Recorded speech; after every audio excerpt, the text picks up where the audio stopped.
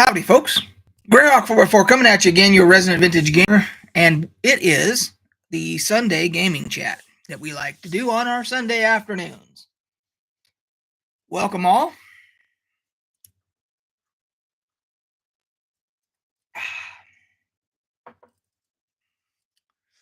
Hope everybody is having a good weekend. Started a few minutes late today.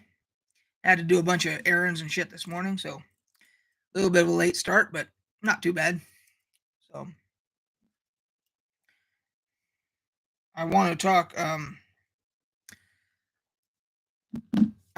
a little bit about the Elden Ring reviews, the mixed bag that has come in.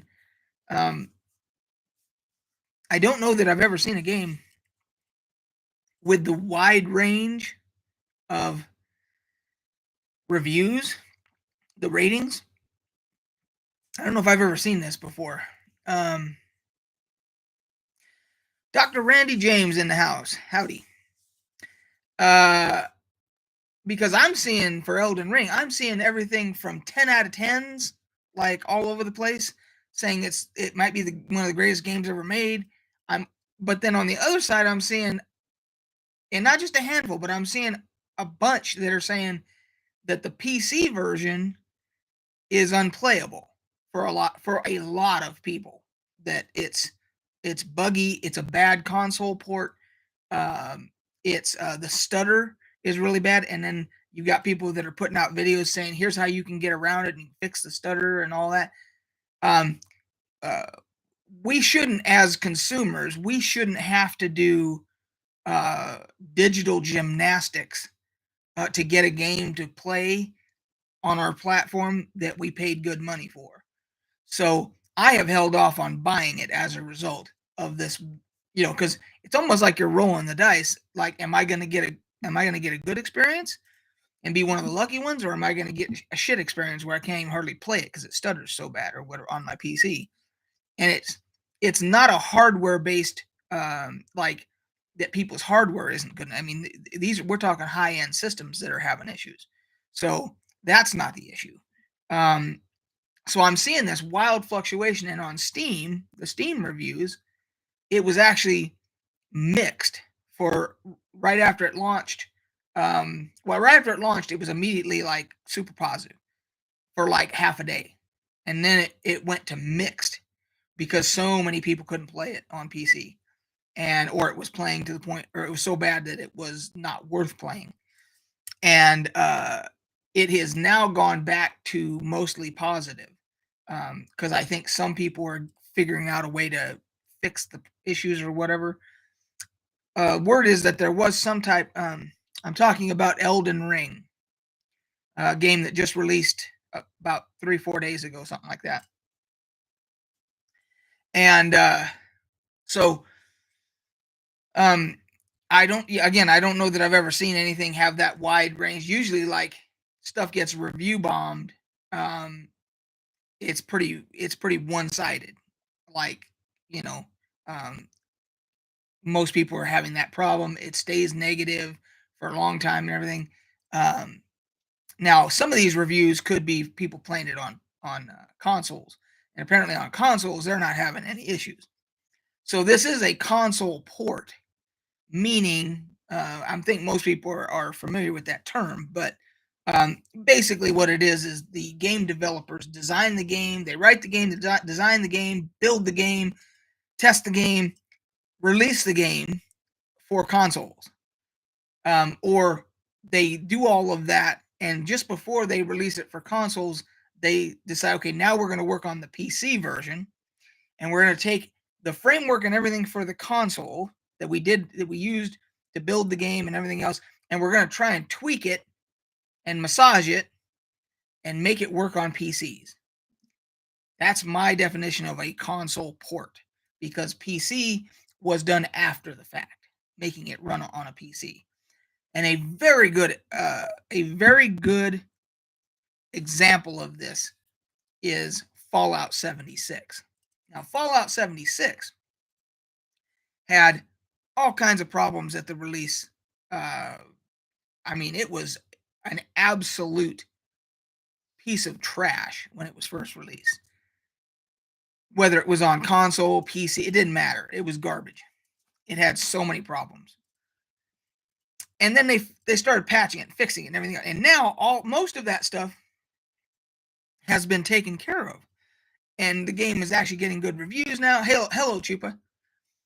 And so then, but the secondary problem with that is if you play it on PC, is Fallout 76 is still a PC port, just like Elden Ring.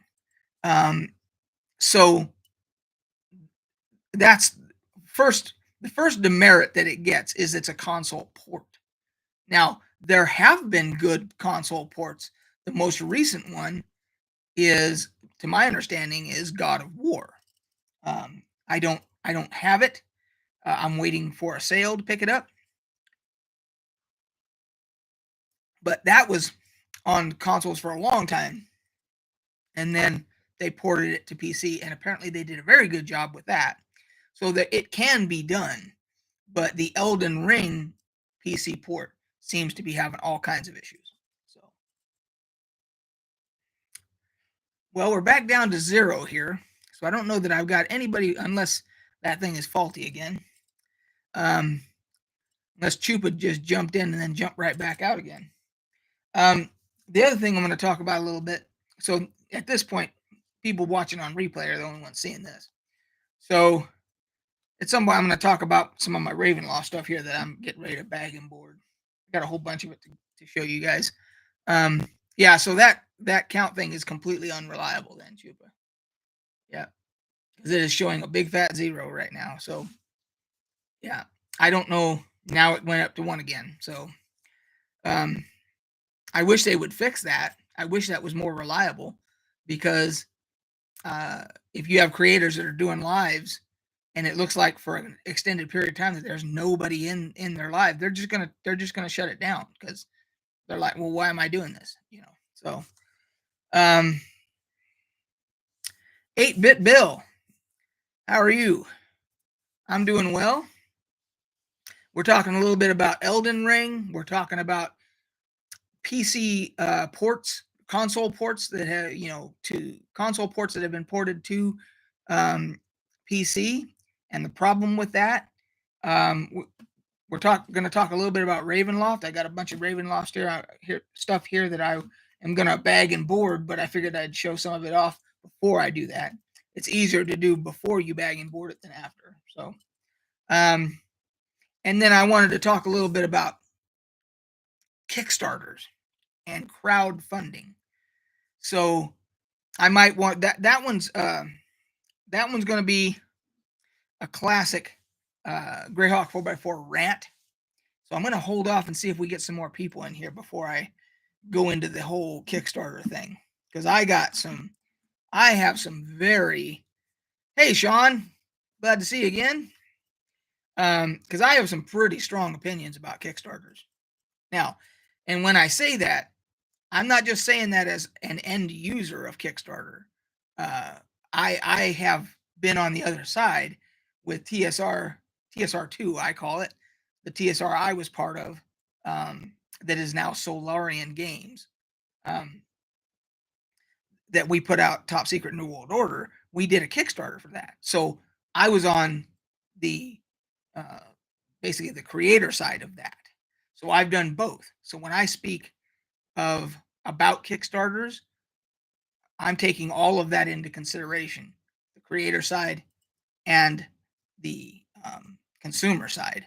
So, or as I like to say, supporter side. Bottom line is you're buying shit. You're a consumer of it. You're not just supporting the project. On a wild tangent, I don't know if you guys, any of you dude drinkers out there, have tried this one. This is the Thrashed Apple. It's only available through Kroger brand stores. So, Smith's, Kroger's, I think Ralph's, a bunch of those are all owned by Kroger. So if it's anything Kroger, this is an exclusive to their stores. Even then, it's hard to find still, because people love it. and so they, as soon as it comes out, they wipe off the shelves with it. So if you like apple flavored stuff, this is delicious.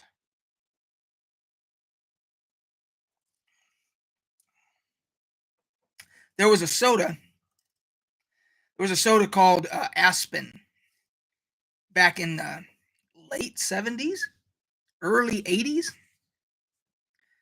That was an apple soda that came out, and it was delicious. This is very close to the old Aspen. Um, I don't think the old Aspen had any caffeine in it. That being the difference here. But it's good to be able to get a decent apple soda again. So, Sean, have you seen or tried this one, the thrashed apple? See what it says here. It says charged with crisp apple, charged with crisp apple, natural and artificial apple flavor. And when you smell it, it smells like a crisp. You just cut open a beautiful crisp apple.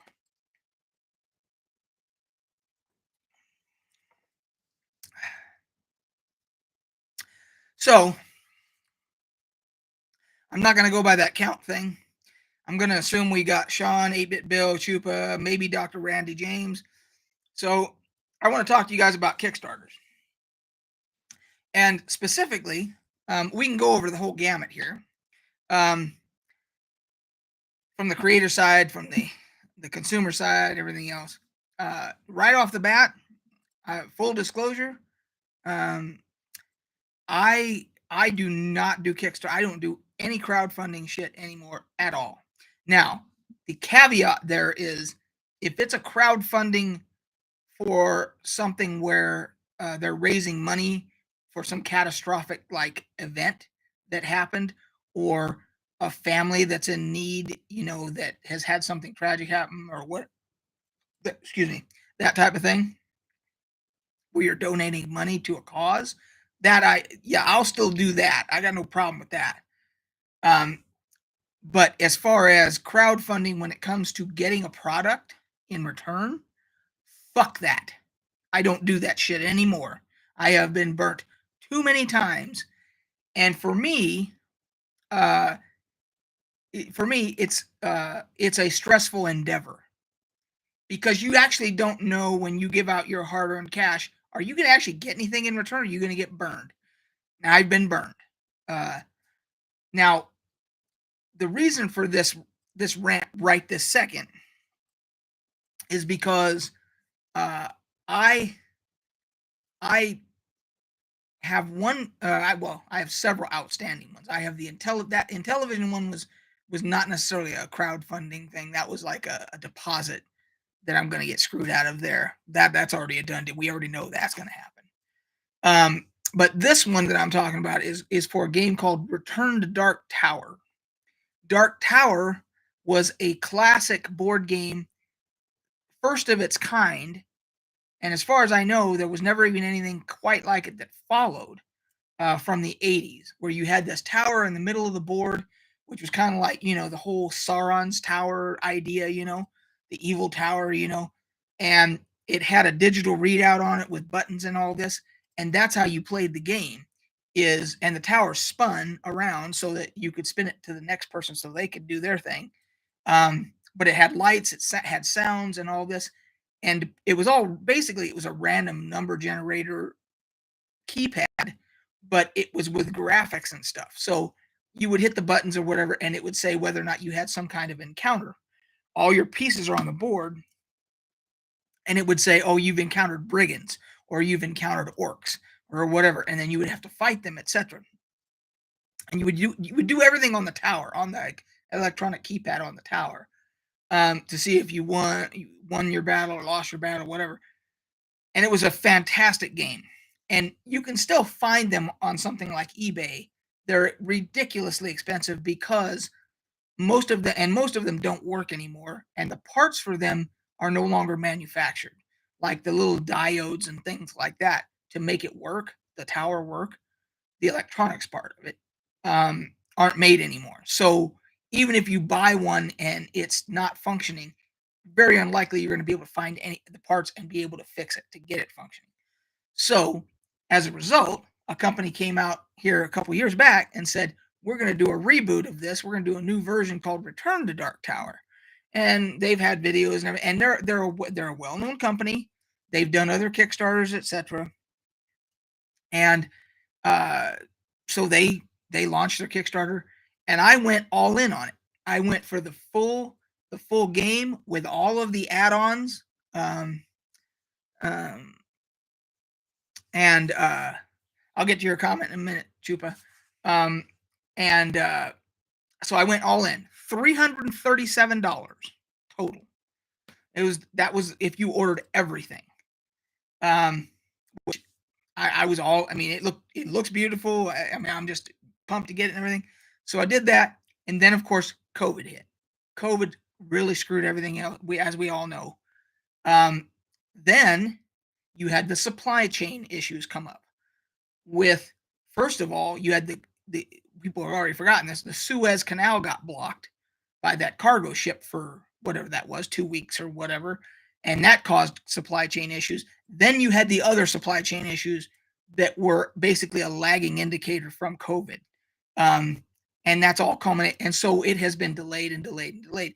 Well, now supposedly everything is at the warehouse now. It made it across the pond. It's at the warehouse, going to ship. And here's where I get to my rant today.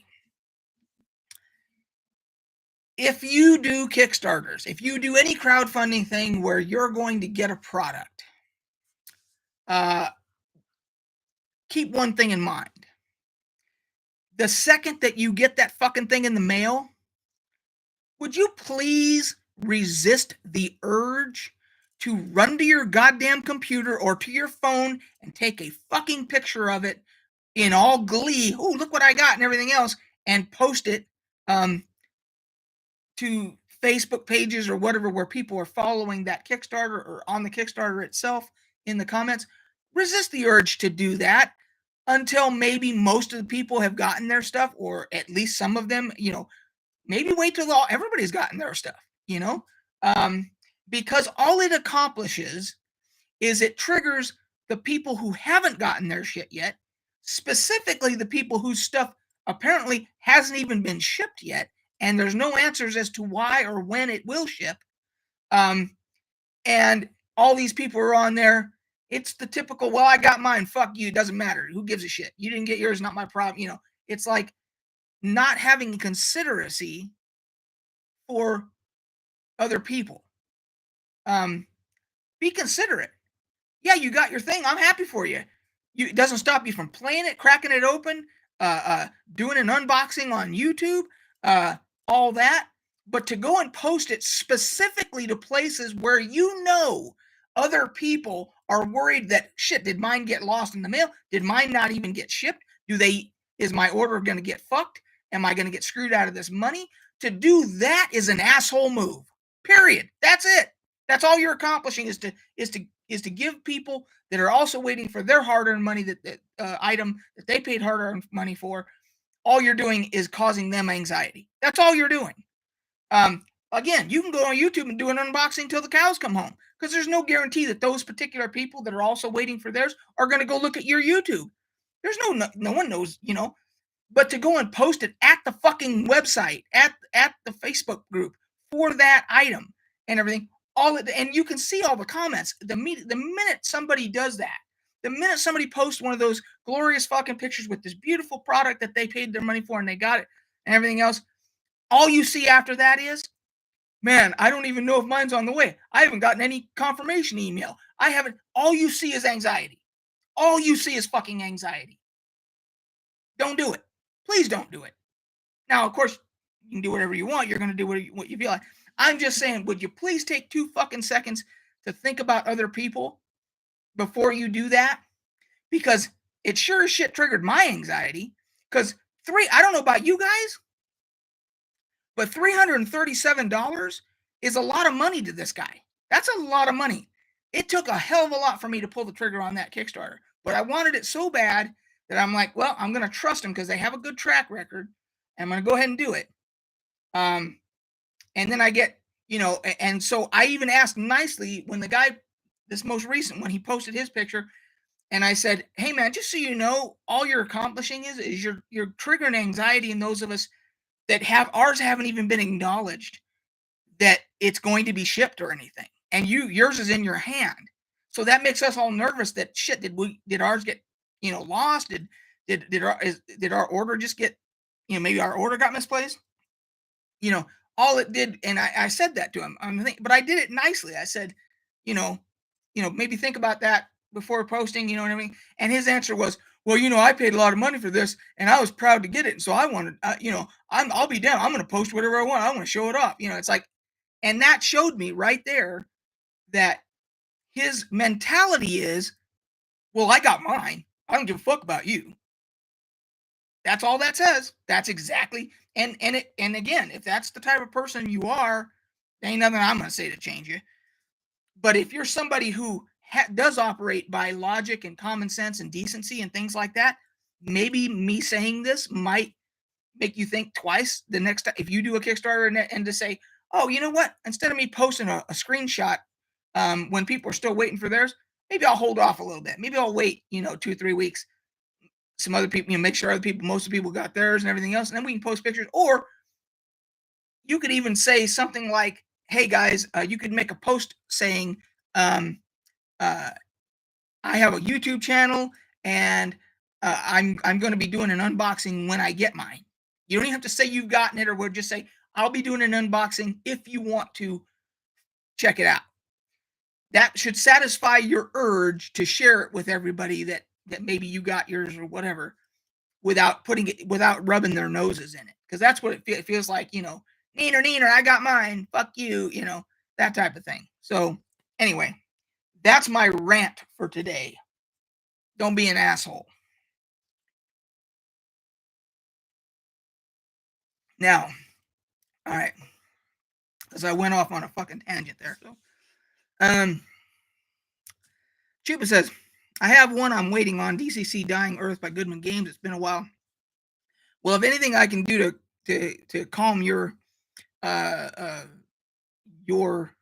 anxiety or your concerns, Chupas, I've done a couple with Goodman back in the day when I still did them, and those got fulfilled. Now, having said that, both of them, I ended up picking up my product at GaryCon, because they had sent out an email saying, hey, if you're going to GaryCon, you can pick up your Kickstarter there. So both of those I picked up in person at GaryCon just because it worked out.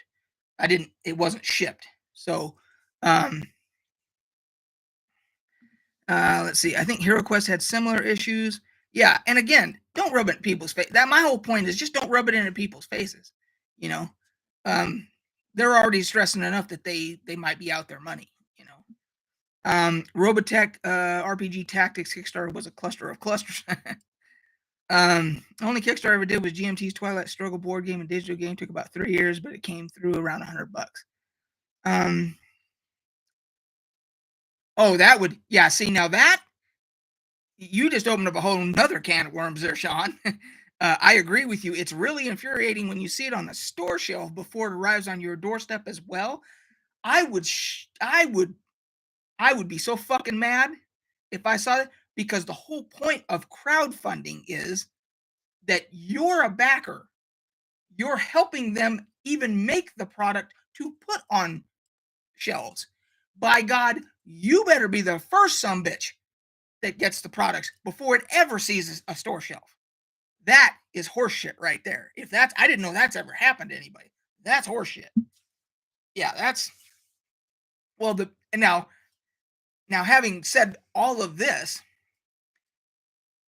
the biggest screw you was Facebook. That fucker Zuckerberg with Oculus Rift. I don't know if you guys remember, that was a crowd-funded project. All these people crowdfunded and spent whatever it was to order an Oculus Rift and everything from the company that was designing it and producing it and all that. Then I think even before they fulfilled, Zuckerberg comes in and buys the company for Oculus Rift, and he buys it for like $2 billion or some crazy amount of money. And of course, all the people that crowdfunded for that company are saying, um, "We helped make you that money. If it wasn't for the crowdfunding, the successful crowdfunding of us all investing, because you're technically investors at that point, whether you're doing something for a crowdfunding thing, you're technically an investor." Um, and then the people that from the company got this $2 billion buyout or whatever, and all the crowdfunding people were like, "Whoa, whoa, whoa, where's ours?" And they have a point. I think they even sued. I don't know if it's even gone, if it's even like been to adjudication yet. But their point was, "Hey, we backed you guys to where you could get to the point where it even got Facebook's attention, and then they give you $2 billion, and then are you going to give us kickbacks?" That's a reasonable request, because they took a gamble on crowdfund on backing you. You got a huge payout out of it, and then you're not going to kick any of that back to the people that put you there. So that's another issue, a whole different thing.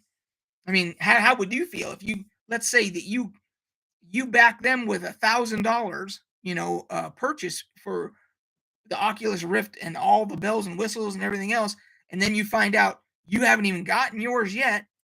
They sell to Facebook for $2 billion, and you don't think you should get something extra?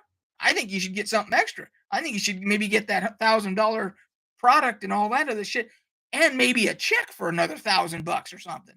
That's just the way I'm thinking. Because you helped get them there. Keyword gamble. Yeah. Yep. Um, but if you conversely, so let's say you, instead of crowdfunding that company that made the Oculus Rift, you took that same money and you bought stock, and then the stock price goes up, you can immediately get your rewards back, saying, and sell that stock at a profit. Whereas you do that through crowdfunding, the company sells for $2 billion. They're not obligated to give you anything extra. Now, again, I know that there was a class action lawsuit with that. I don't know if it ever went to adjudication or not, though. But it brings up an interesting question, right? Let's see here. Let's do Oculus Rift. Let's see here.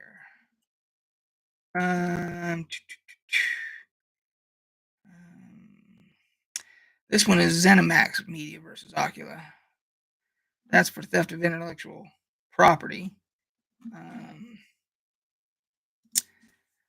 Let's see here. Crowdfunding.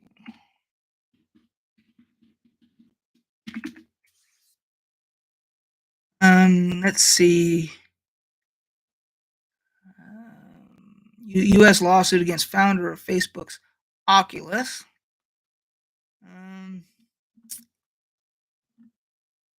I'm trying to see here if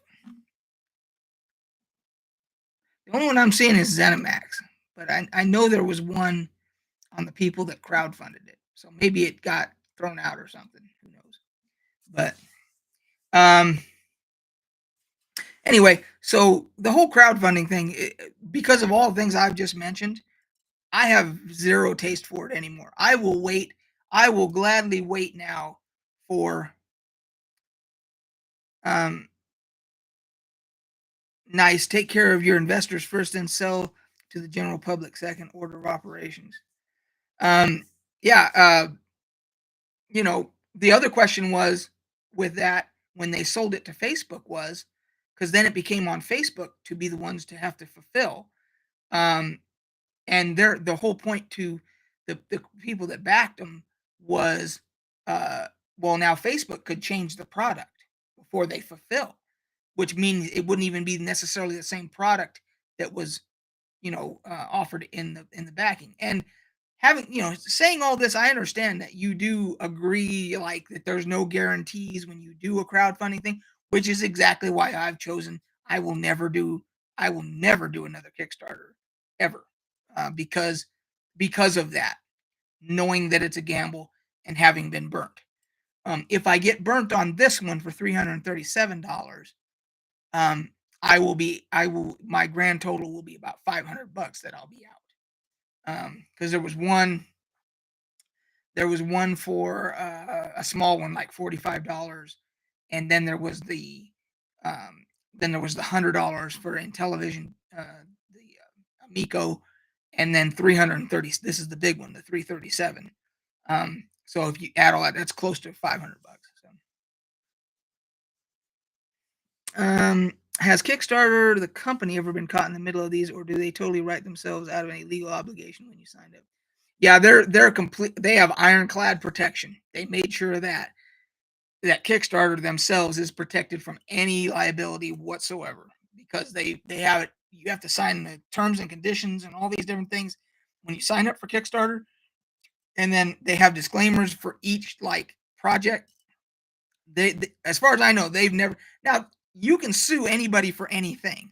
There's nothing stopping somebody from suing Kickstarter, but the likelihood that anybody would win is very, very low because of all of the preloaded protections that they've put in.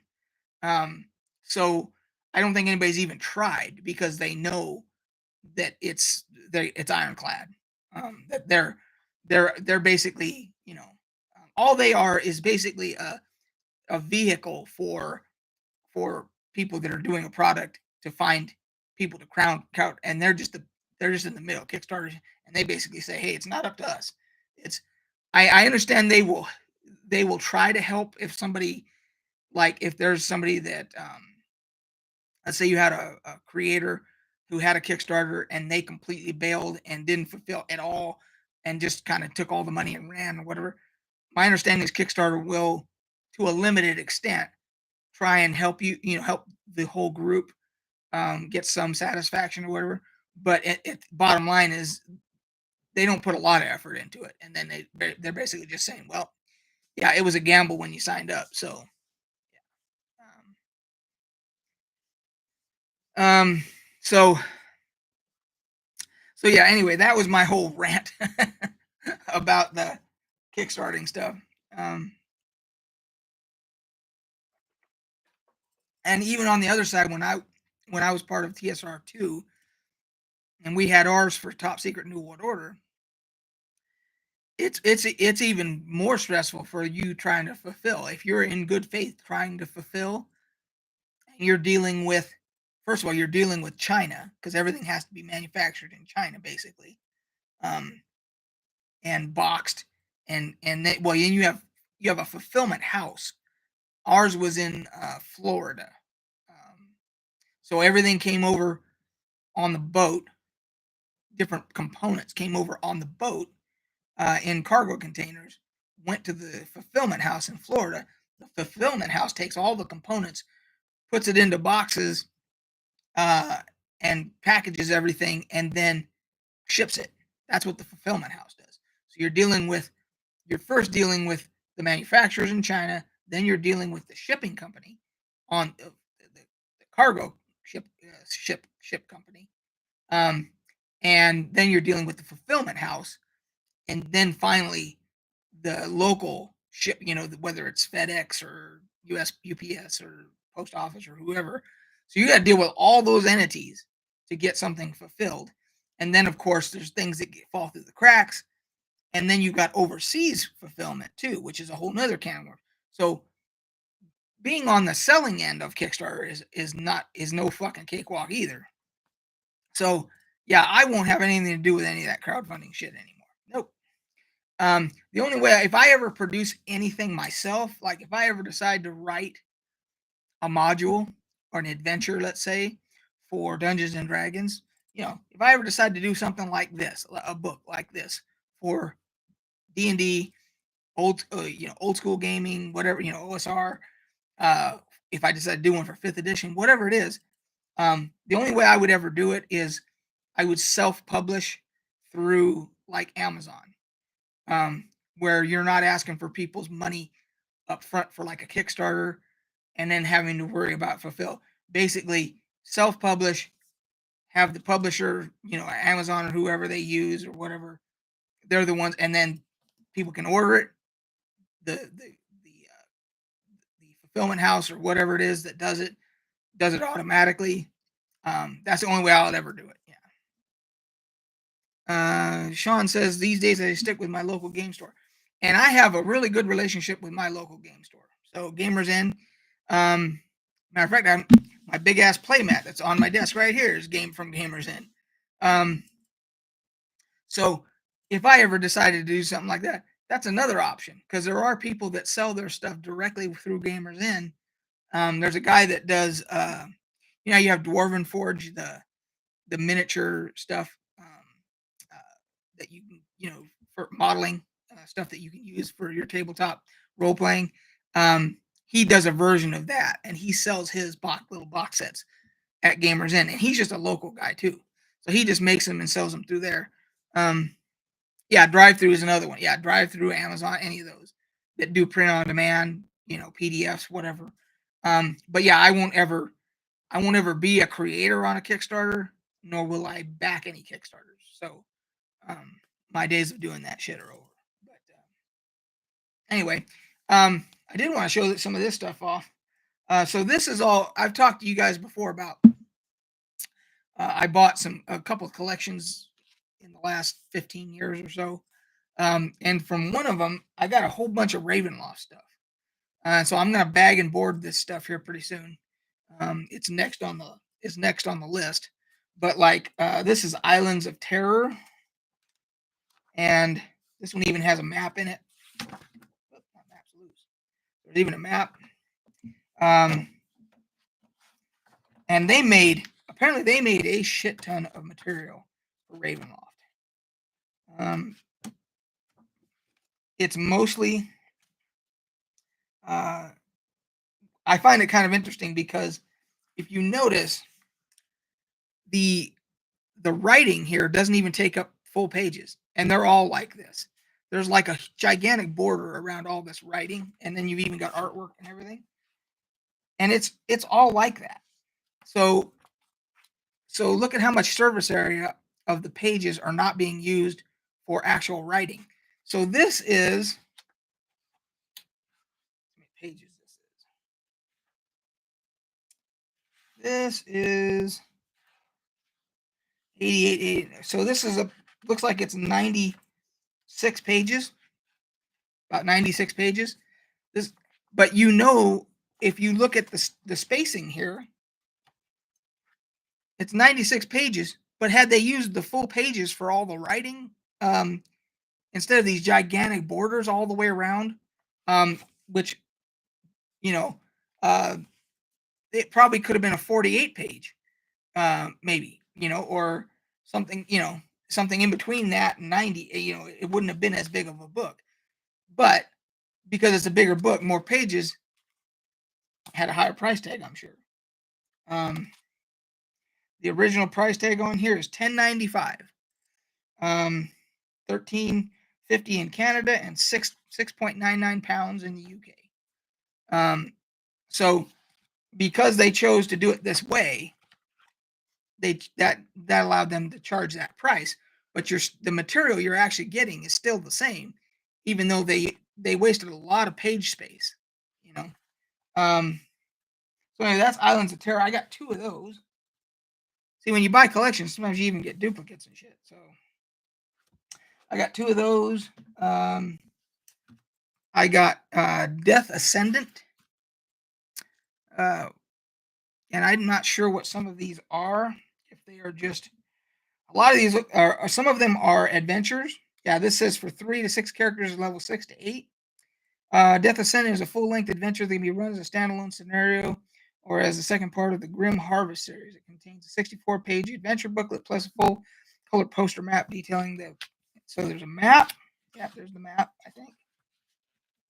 Yeah.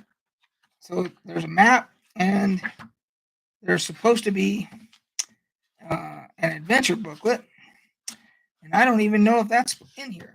It doesn't look like it is. Let's see here. So it looks like this might actually be missing something. So see, this is when I do bagging and boarding, this is what I have to do. Yeah, these are all for second edition, Sean.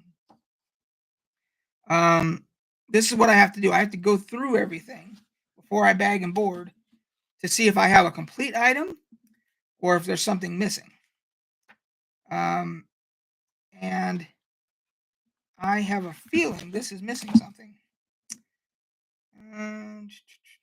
It contains 64 adventure plus.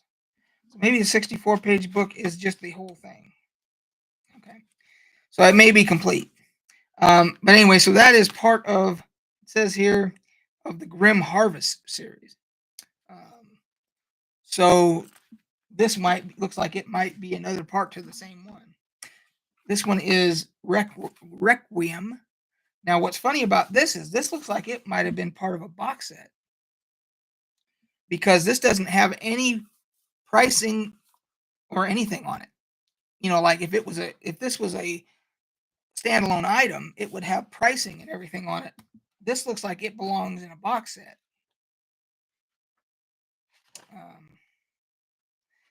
I have a feeling this is part of a box set. Must be. Requiem character sheets. So it even has character sheets. So this actually might be. It says source book. Now this is a game. This is an event. So that Requiem might be part of a box set. I'm gonna have to check into that. So see, that's what goes into bagging and boarding, is you have to do all this stuff. You got to figure out what you got. You got to figure out, because when you catalog, you got to be able to put down if you have if it's complete, and then the condition. So this one, Chupa, is part of a box set, Requiem, because that's good to know. It'd be nice to know which box set it's part of. I'll have to look that up. Then you have, this is Death Unchained. Now this is a standalone product. This says, okay, so this is part 1. So this one, Death Unchained, is part 1 of. So that's part 1, and then this Death Ascendant, that's part 2. So I don't know if there's a third part or not. But they both have maps in them. So Requiem.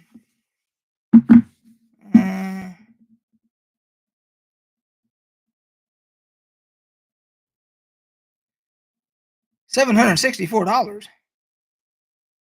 Holy crap. For the box set that this goes to? Holy crap. Damn.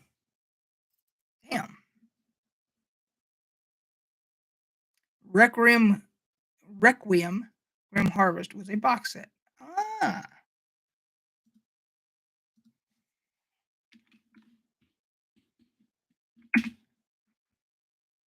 Let's see here. I'm gonna look it up myself real quick here.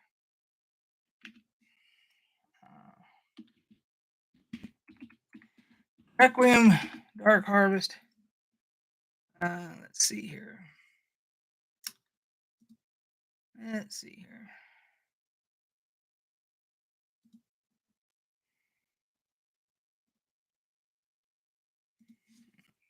Let's see here. The Dark Powers of Barovia.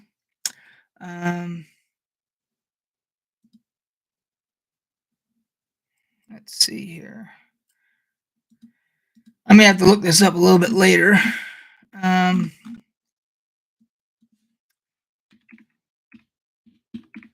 Make sure I'm spelling Requiem correctly.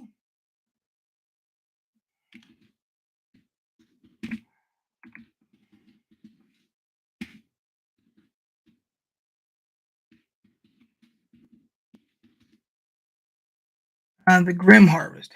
Okay. All right. Yeah, I do not have that box set. Apparently, I have the guts to it. That's just wonderful. Let's see here. Yep, there it is. Yeah, I don't have that box. So again, this is all stuff I bought from a collection. So, oh yeah, there's Necropolis. Okay, Death Triumphant. Okay, so yeah, there's the other parts to it. Got it. Okay. Well, that's good to know. Thanks, guys. October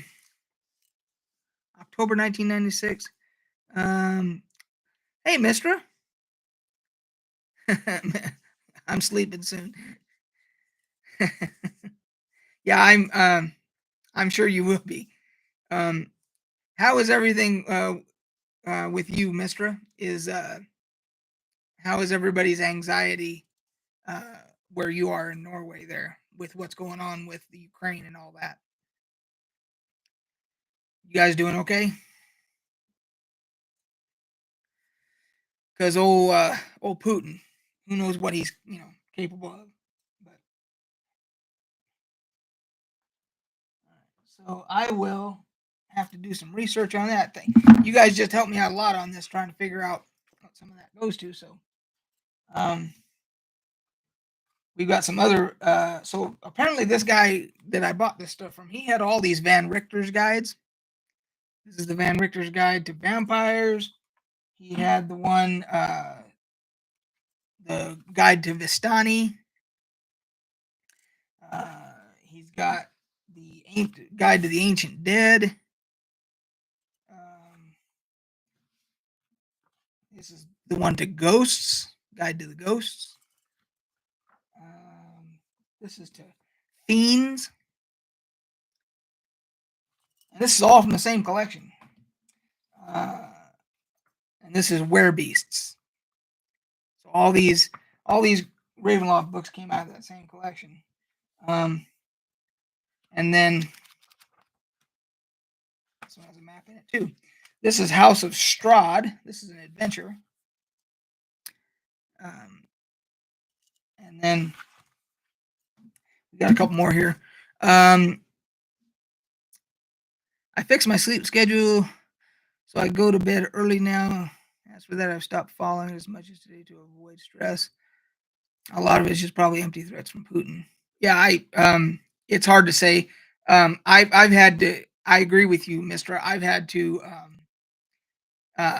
step away from the news, and I do on my Twitter feed. I follow a lot of people in the Ukraine on my Twitter feed, and so there's a band, a Ukrainian band that I like called Ginger. They're one of my favorite bands, and they're Ukrainian. And they posted to their YouTube one of their it's actually their bass player, I think it was, that he posted a video in English to YouTube, basically saying that they're all the whole band is still in Ukraine. They haven't left or anything, and that about how nervous they were and all that. So I've still been following my Twitter feed, but as far as the mainstream news goes, I've had to step away from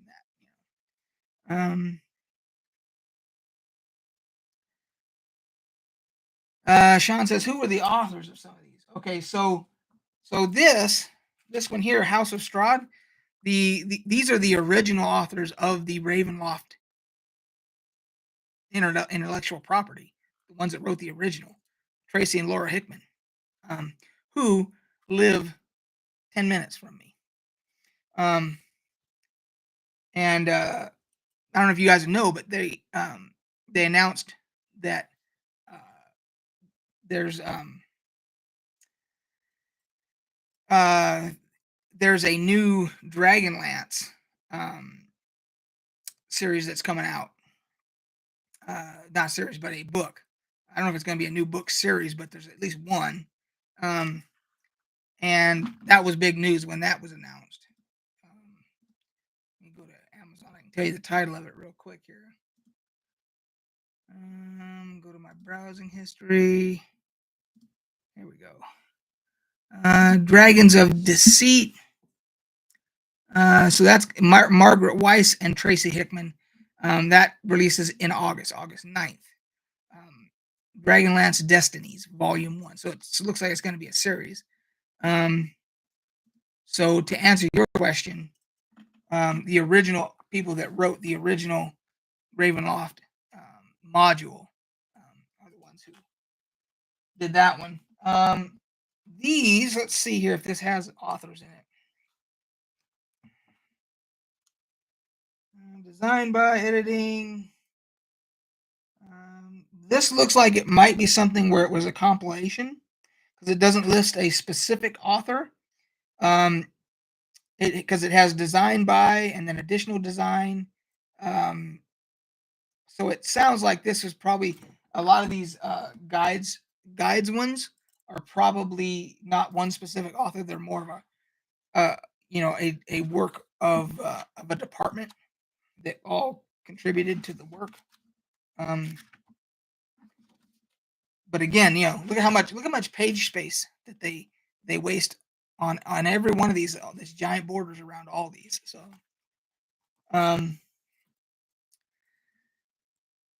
let's see here. I take a more get news by conscience approach now. I see it's okay, but I won't search for it. That's probably pretty smart, Mister. Ancient Dead sounds redundant. Yeah, it does.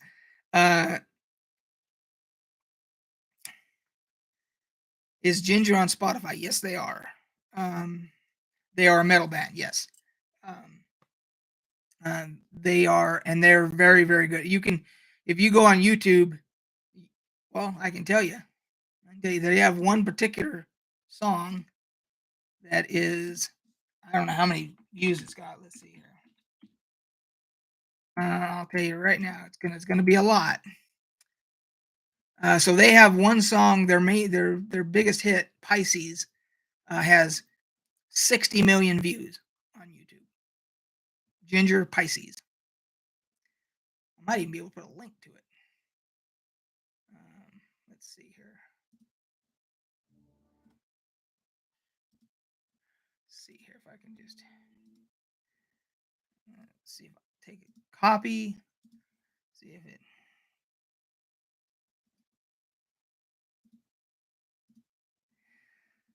Yeah, that's their. I just put a link to Pisces. Yeah, hey Chupa, don't say anything more. Yeah, her voice will. Let's just leave it at that. Her voice will. If anybody goes to watch it, it's incredible, but it definitely will shock you.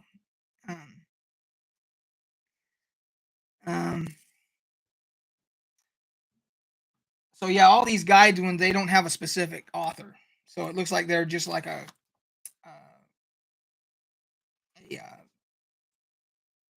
group effort. This is another one. This is a guide to the created. So like golems and Frankenstein type monsters and stuff like that. And then this is the last one I have, which is the guide to the Lich. So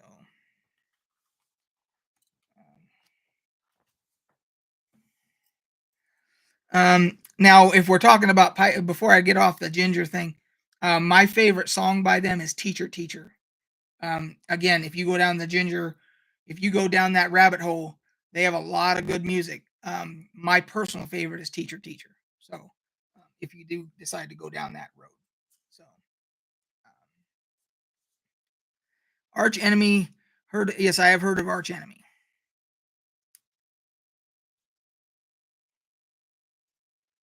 Okay, I will check them out, Mistra. Thank you for the tip.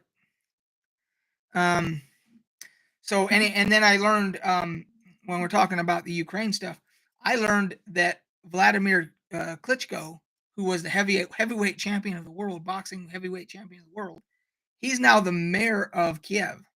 I did not know that until this whole thing happened, which is pretty badass. So yeah, after the live, I'll check that out, Mistra. Thank you for the link. So gotta get a drink here.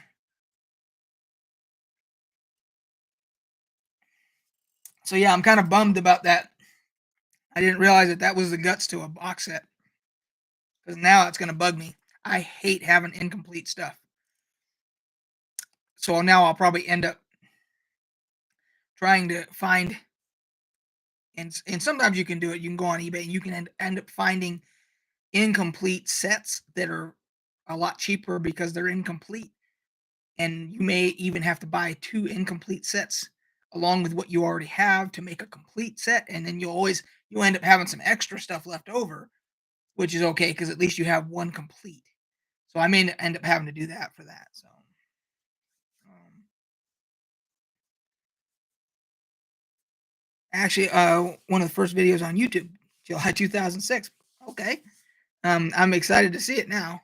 So, um, hey, Mistra, did you end up picking up Elden Ring?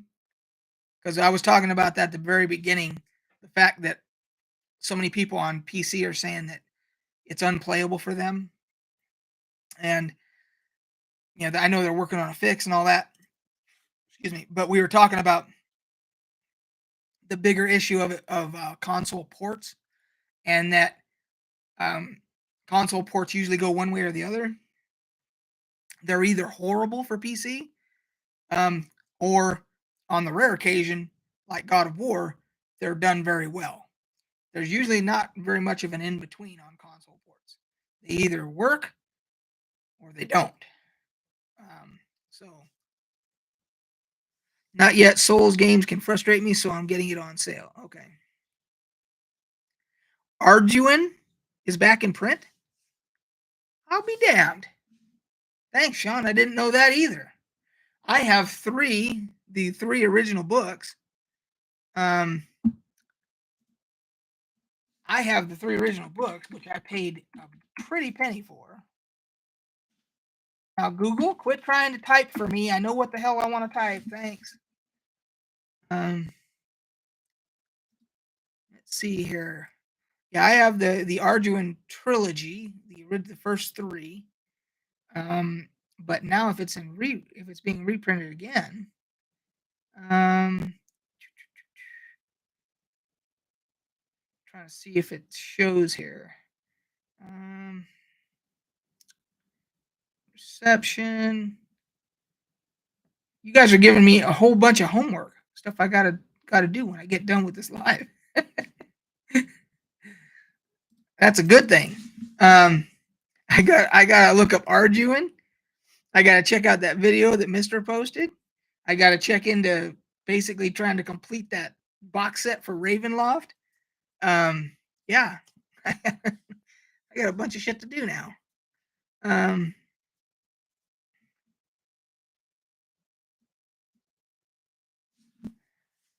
Yeah, that's good to know that Arduin's back, because that means that my original 3 that are collector's items, that are collectibles, those can stay in the plastic, and I can get a newer one to use for reference and everything without having to paw through my collectible ones. So that's actually good news. Let's see here. I think that might be. Oh, the Steam Deck. That was the other thing. So the Steam Deck is getting good reviews. I don't know if you guys saw that. One of the things that I learned by reading the review on PC Gamer is the Steam Deck has a built-in Linux-based operating system that you can actually go to desktop mode on, and use almost like a computer. But it also has emulator software already preloaded for all different kinds of emulators for old vintage video games. It has emulators for PlayStation 1, PlayStation 2.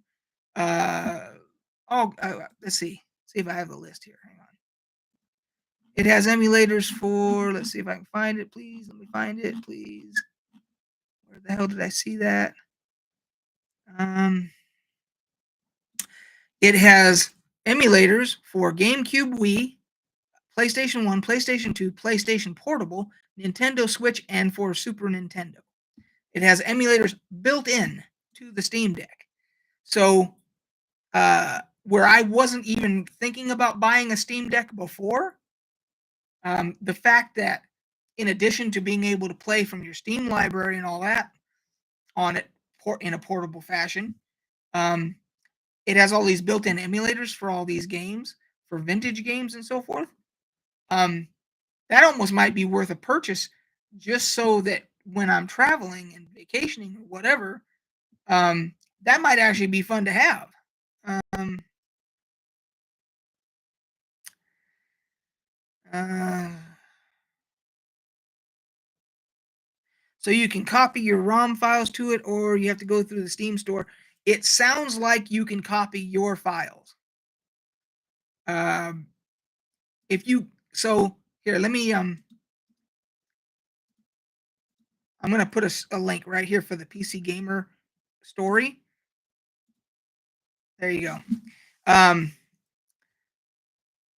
that might answer some more of your questions, 8-bit. Um,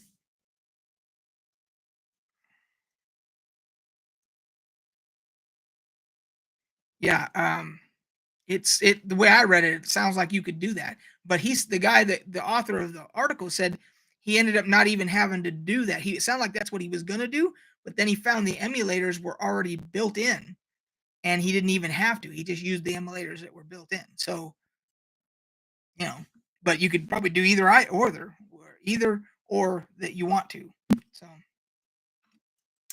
um, so that's actually not. I mean, and then the other Steam uh, story that came out was Gabe Newell, the head guy at Valve, and Steam, of course. Um, he said they are more than willing to help Microsoft bring their Game Pass to Steam, the Microsoft Game Pass to Steam. He is more than willing to work with them to do that, which is good news for gamers, good news for the end consumer. Um, so, because we remember the whole games for Windows fiasco with Steam, and that wasn't Steam's fault. That was Microsoft's fault. That was definitely not Steam's fault. Even though they were selling their games through Steam, they were requiring you still to sign in to their third-party games for Windows platform for games like Arkham Knight, not Arkham Knight, Arkham Asylum, and maybe some of the other Arkhams. I don't remember, but I know Arkham Asylum for sure. You had to still sign in through there. And the problem there is that some of the games that required games for Windows, because games for Windows doesn't exist anymore, will no longer work on Steam now. You can try to play it from Steam and it'll say you need to sign in through Games for Windows. Well, fucking Games for Windows doesn't exist anymore. So you literally can't play those games on Steam now. And that's not Steam's fault. That's Microsoft's fault. If this Game Pass thing gets integrated, maybe it will fix all of those problems and get rid of the Games for Windows requirement, because that's what they need to do.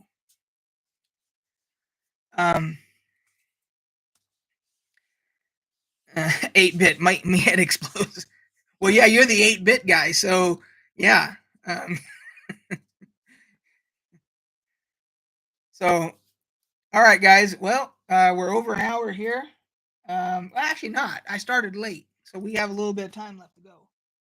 My voice seems like it's still doing well. So,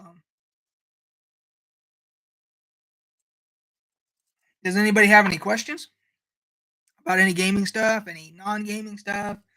Um, so, yeah. As soon as I get done here, I got all this homework to do. So, I'm trying to think if there's anything else I wanted to talk about. So we got the Steam Deck out of the way, got the Valve story. I better leave that stuff up so that for my homework.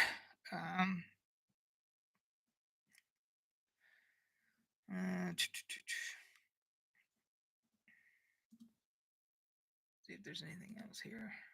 No, I think I'm caught up on gaming news. There's something about Pokemon. I've never been a big Pokemon person, so Pokemon Scarlet and Violet announced.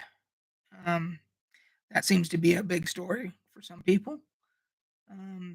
Again, it's not my scene, but I'm assuming if I ever went down that rabbit hole, I would have got lost in that too.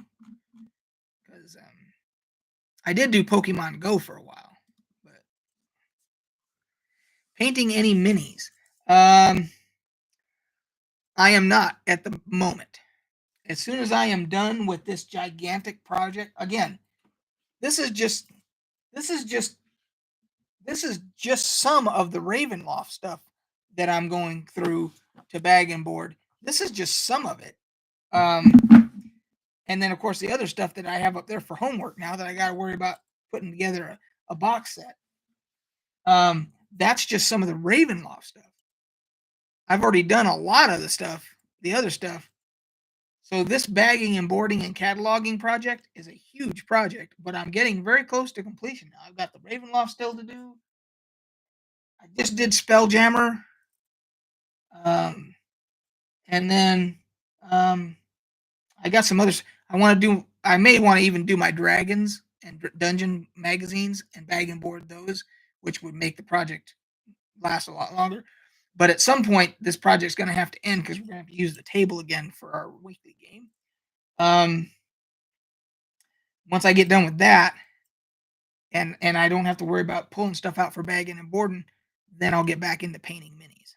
So I'm not doing any painting right now. Final Fantasy 14 is on Steam Deck, but I have to start all over again. But that's okay if it's just for travel. Yeah, there was another game. What was I thinking about? There was one like that. Oh, Elder Scrolls Online would be the same for me because I did Elder Scrolls Online. I'm assuming I've told you guys this story that I got invited by Matt Fuhrer, the head of ZeniMax. He didn't send it to me directly. He had his head of public relations or whatever sent me an invite to the alpha for Elder Scrolls Online. So I was in the alpha, the closed alpha. I forget what there was some. There was two different alphas, and I was in the one that they invited people to. I guess that's the open alpha or somewhat open alpha. I guess it was by invite only. But so I was in that, and then the beta, of course. So I had to create my account outside of Steam and all that because it wasn't even on Steam at that point. Because of that, if I say got the Steam Deck and I wanted to be able to play Elder Scrolls Online, it would be like I'd have to create a new account because they don't integrate for that game. Now maybe they will. They're talking about getting rid of their launcher for Bethesda. Here's the fucked up part about that is Bethesda is getting rid of their launcher for all of their games, and they're going to integrate everything into Steam. But Elder Scrolls Online has an even separate launcher from the Bethesda one. So you actually had three you had to deal with: Steam, the ZeniMax Elder Scrolls Online launcher, and then you had the Bethesda launcher. So maybe when they do this integration into Steam, maybe they're going to integrate the Elder Scrolls Online launcher also. Then maybe I could play with my account through Steam. I wouldn't have to start over like you're talking about with 14. So Sean Connor says, do you collect vintage White Dwarf? I have, I think, 2 issues of White Dwarf that I got at a used bookstore or something like that. So the answer is no. But if I saw some in, let's say, a used bookstore or a gaming store, out of print stuff that was there, and they had somebody that sold a bunch of them or whatever, I would very much be interested in buying like a stack of those. If the opportunity was there, I would certainly buy a stack of those. Yes. But I only have 2 as it stands right now. For those that don't know, White Dwarf was a UK gaming for tabletop role playing back in the day, like the 80s. It was the magazine that they had in the UK. We had Dragon. They had Dragon in the UK also, but it was I forget who put out White Dwarf, but it was also another gaming magazine. So yeah, I hope. Yeah, I can hope, Mister. So I hope you guys followed that. The different launchers and all the bullshit and everything else. Them integrating into Steam is is excellent for us, and I hope they do it with the one for Elder Scrolls Online, because then I'd be able to use my account again. So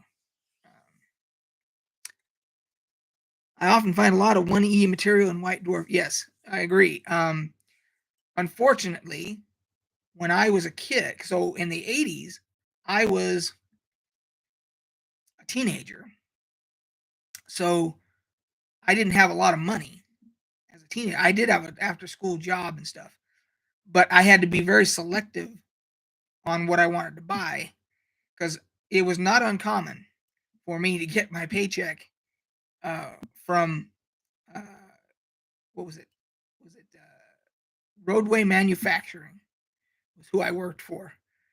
That's a story time. If I We'll do a story time one time when I'll tell you the story about Roadway Manufacturing.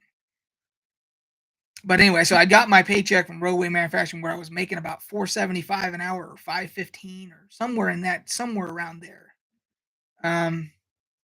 And I forget how much my paychecks would be, but they weren't a whole lot. And I would go straight to the Last Grenadier. Last Grenadier was our game store where I lived. And I'd cash that check and I'd have this money, and it's like, okay, do I buy some TSR modules? Do I buy some minis?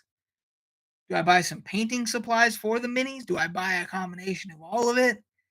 And White Dwarf, and of course there were Dragon magazines, of course, back then. That was before Dungeon. Dungeon hadn't come out yet. And it was like, okay, I would buy, whatever, and then maybe I'd have a little left over, and I'd be like, well, I can pick up a dragon. I can afford to pick up Dragon. White Dwarf was never in the equation of I didn't have enough extra money to say, oh, I'm going to pick up a White Dwarf too. So,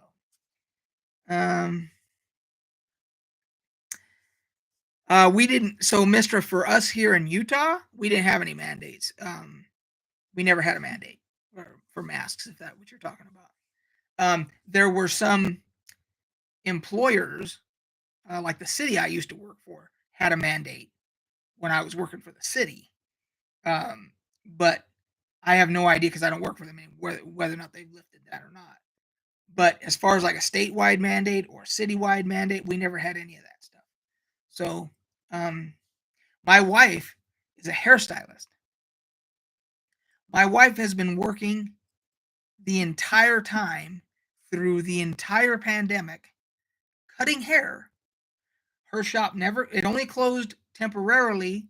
They had one stylist who got COVID, and they had to close the store for a week and a half, because that one stylist got COVID. So other than that 1 week and a half that they had to close for that, my wife has been cutting hair the entire pandemic for the last 2.5 years, or however long it's been. The state never made like beauty parlors and hairstylists and all, never made them close down or whatever. A different county did, which made my wife's store even busier, because that county, Salt Lake County, did close down stores, like hairstylists and stuff like that. But where we live, in the county we live, they did not. So she got even busier, because people came from that county because they couldn't get a haircut up there, and they would travel. So, and she's been doing the entire thing, and there's never been a mask. Now, she's worn a mask the entire time. A lot of the other stylists and everything have chose not to, but my wife has decided to wear a mask the entire time. And she, as of today, she's still wearing a mask. So, but it's all been voluntary at this point. So,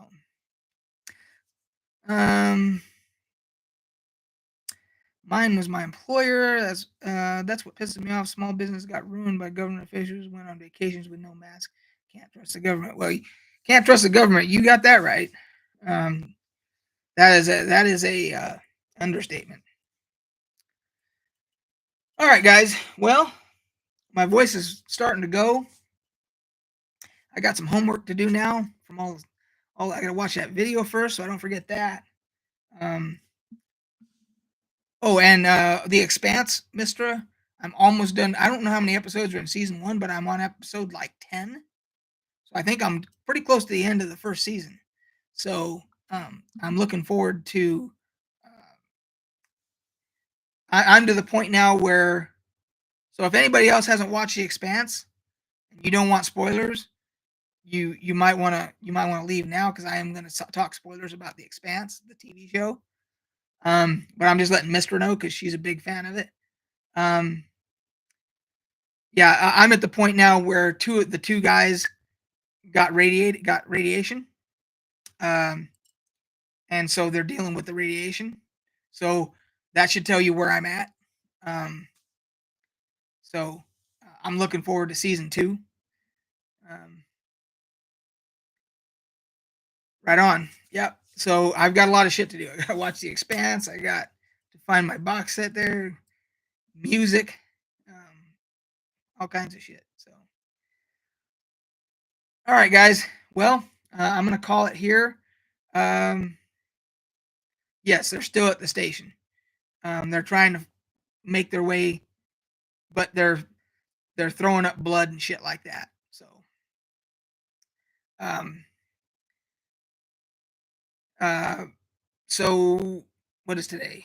Sunday. So tomorrow I'll do my campaign update. We had some interesting encounters and stuff in the campaign, so I'll do my Dalman Wood campaign update tomorrow.